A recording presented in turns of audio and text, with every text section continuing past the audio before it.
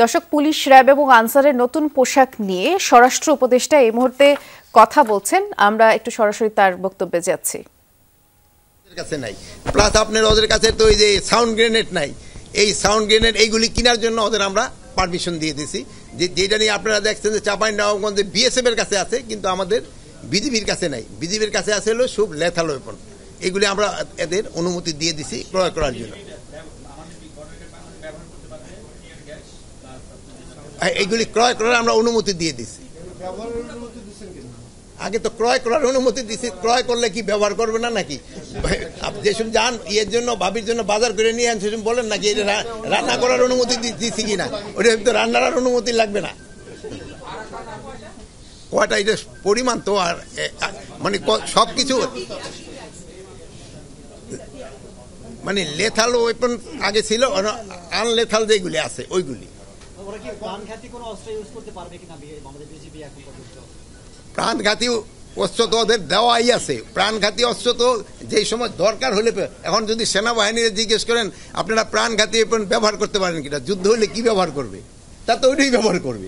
মানে পরিস্থিতি হলে তারা ডিকটেট করবে কোন সময় কোনটা ব্যবহার হবে।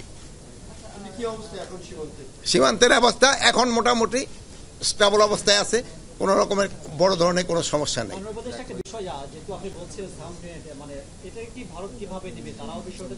না, ভারতের কাছে তো সাউন্ড গ্রেনেড আছে, ওরা তো এটা খারাপ ভাবে নেওয়ার কোনো স্কোপই নেই।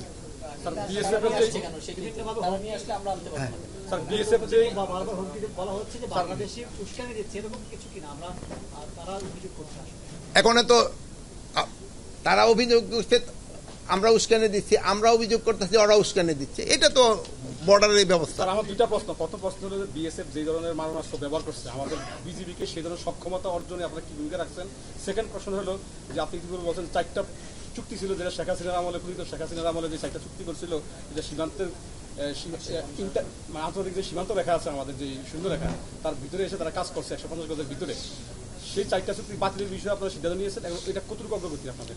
শোনেন, এটার ক্ষেত্রে মানে এইগুলি জানেন তো, বিদেশিদের ক্ষেত্রে এটা অগ্রগতি কিন্তু খুব আস্তে আস্তে হয়। প্লাস এটা আমাদের, আমরা বলছি যে আগামী মাসে আমাদের ডিজি, বিজিবি এবং বিএসএফ এর ডিজির সাথে একটা কনফারেন্স আছে, এবং আমাদের সচিব মহোদয়ের নেতৃত্ব আমরা একটা কমিটি করে দিছি। ওনারা কোন কোন পয়েন্টগুলির ক্ষেত্রে আমরা একটা রিটার্ন লেটারও দিয়ে দিচ্ছি ফরেন মিনিস্ট্রির ক্ষেত্রে, যেটা তারা